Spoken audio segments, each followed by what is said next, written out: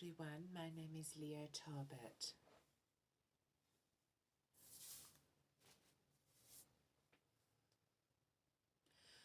I am doing this video sort of as this, not really protest, but more of a response. So, as many people in Australia, and probably outside of Australia too, but in Australia where I'm living, as many people know, there's an extreme surge of popularity of One Nation. It's kind of gone down recently, but it's still prevalent. It's not as prevalent, but it is still there. I'm sort of here, and I kind of decided to make this video last minute because it's quite late at the moment, and I didn't think that I would make anything, but I thought I might as well do something in response to this. So I want to talk about why I think that people do support One Nation, why I personally don't, and why it's gone down, I think. And I'm going to do this in a way that is very personal to myself. So this might not make a lot of sense to you, but it doesn't take a genius or a translator to interpret this, because it's going to make sense. So the reason that I think that One Nation has surged in popularity is probably, I think it's the reason that I personally am not in support of One Nation, and likely never will be. Whilst on my own YouTube channel the political content is reasonably limited, myself personally, politically, I'm about as centre-left as you can get. I'm not quite far left, but I would describe myself as centre-left. I think that's the best way to describe me. So the thing about One Nation, I think the reason that they're so popular is out of anger. And it's out of anger that comes from a sense of judgmentalness. Now, the way I'm going to relate this to myself, is in my own support for someone who is quite different to Pauline Hanson, but in the same far-right zone as her. And there's not a lot of people I support that are far right, because I don't really think it's good to be far left or far right. But there's a few exceptions in everywhere. Everywhere you go, it's not good to make a generalisation about anyone or anything. So there's a few exceptions. Now, in the far right, an exception that I have for my own support is Yeonmi Park. I'm sure anybody watching this knows who Yeonmi Park is. My support for Yeonmi Park runs deep. But funny enough, the things she says that I agree with are a little limited.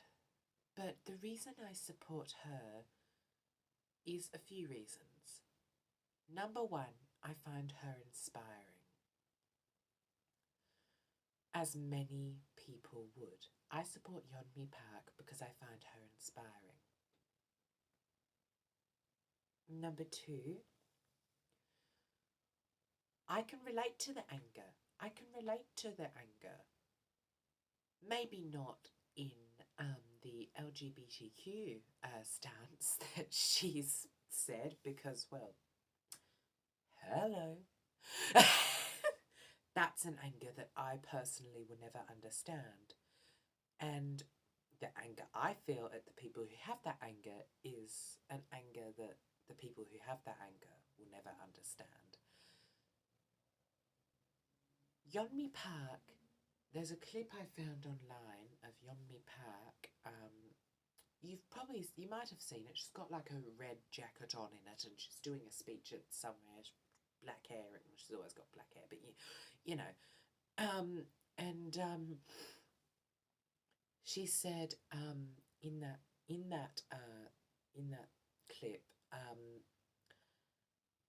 in America there is a hierarchy, and that, or in North Korea, she began with talking about hierarchy. You know, if your skin color is this, you identify as this, then there's more victims to how much you're privileged. Now, to a degree, I think she's correct. She then went on to say, being white is not a crime. Now, why might I support somebody who is saying being white is not a crime? Obviously, being white is not a crime. Now, why would I support someone who's saying being white is not a crime? Hello.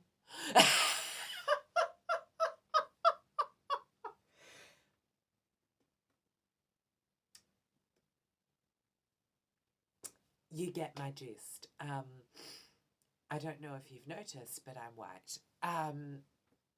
But, and I promise we're about to agree, as I don't know the exact demographics for the people that watch me, but I would imagine that it's not conservatives.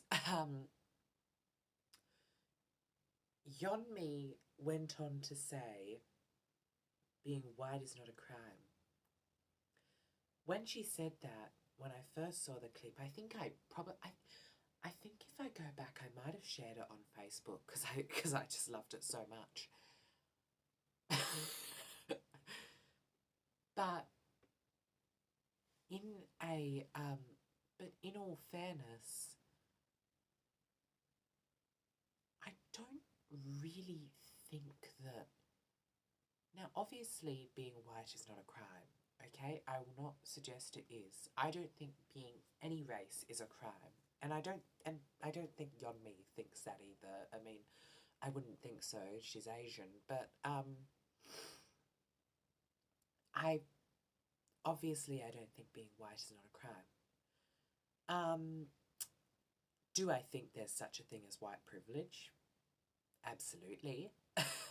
I think that if you say otherwise, then I don't think I would get along with you very well, but this video is not really made to be confrontational, and so I'm not going to become confrontational, and I'm not a particularly confrontational person, but I'm not going to get into that.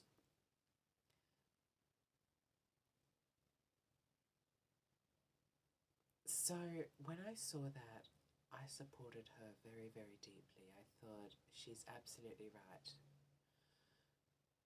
So much that I shared it. Now, I don't really, maybe it's just me, but when she said that and I supported her, I feel good about the fact that I'm supporting someone who's saying what I think. I feel good about the fact that I'm supporting a truly inspiring person. I didn't feel good about the fact that I was supporting someone who was glorifying a group that are not being attacked. I'm sure there are situations where a white person would be attacked, but in a mainstream society, white people are not a underprivileged group.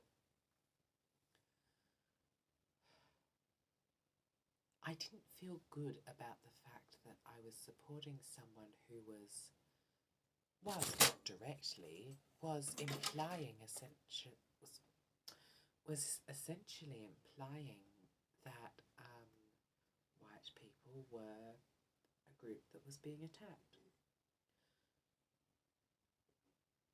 I didn't feel good about the fact that I was supporting someone who has such a platform, has many, many people following her, including me, and yet she's using it to say that. I didn't feel good about that. I don't know about you, but don't you feel better when somebody says, be the best version you can be of yourself and I'll be the best with you? This is how it relates to Pauline Hanson, because I don't support Pauline Hanson. I've never supported Pauline Hanson and I never will. But this is a similar thing. Pauline Hanson is saying freedom of speech, sure. First off, freedom of speech needs to go both ways. If she can say what she likes, I can say what I like. And it needs to be respectful. It needs to be relevant. We've never had total freedom of speech as a society, ever. And we never will. We shouldn't. We should have freedom of speech, but not complete freedom of speech, because there's never been a point in time where you were allowed to say whatever you wanted about anyone you wanted. Kindness is always something we've prioritised, so you can't say that in the old days, you can't say that in the old days we didn't have to worry about that sort of thing and we weren't worrying about that. It pains me so deeply that that's how we're looking at it, because kindness is always something we are going to prioritise, no matter what happens. Whether you support it or not, we are always going to prioritise kindness. There's not a single living, there's never been a time in the history of civilization that kindness is not something that we thought was important.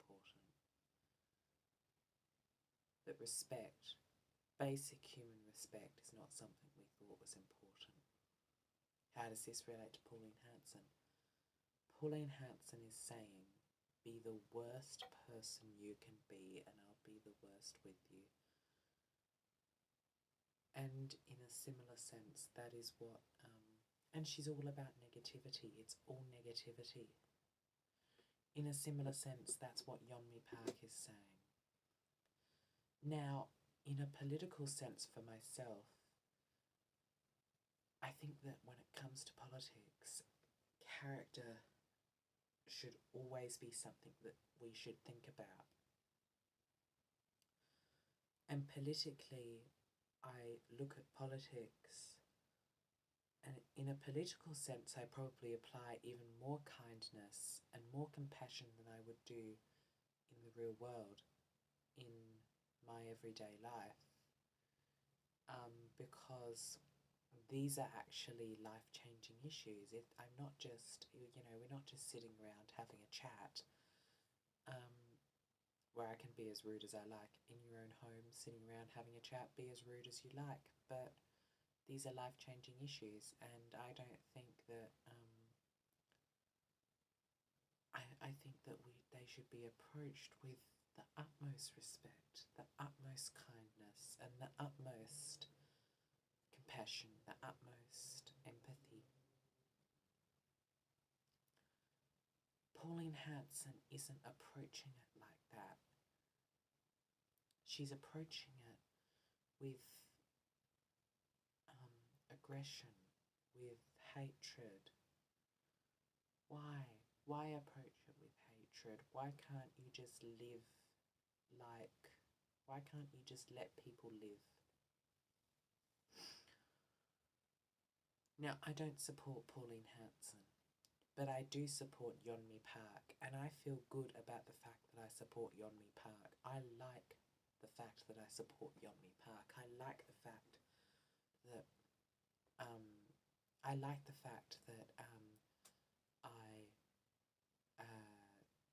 I support the majority of the things she says. that I find her incredibly inspiring. I don't like the fact that I'm supporting somebody who is painting a privileged group, and not all white people are privileged, and I'm not saying that at all, but a privileged group as a minority one. I don't think white people, every single white person should feel guilty. I agree with her on that, but I don't think that we should support someone who's painting a not privileged group as a privileged group, a privileged group as a not privileged group. I think also on a bit more of a right-wing sense, I consider myself exceptionally lucky.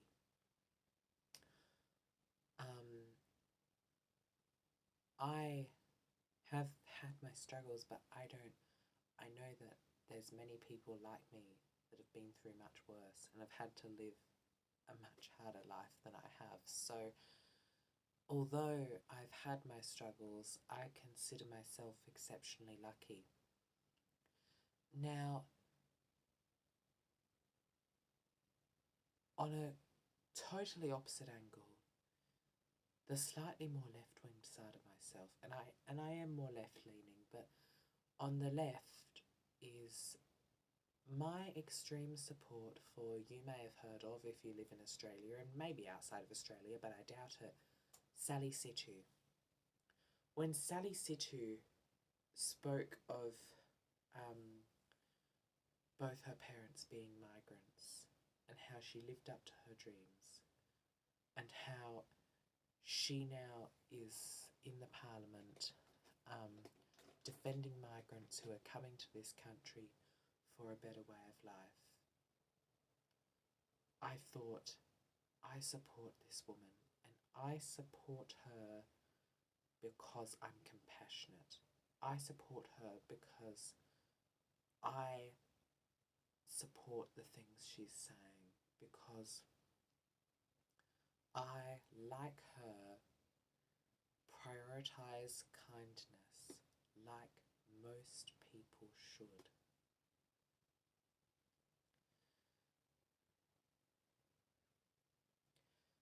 And I thought to myself,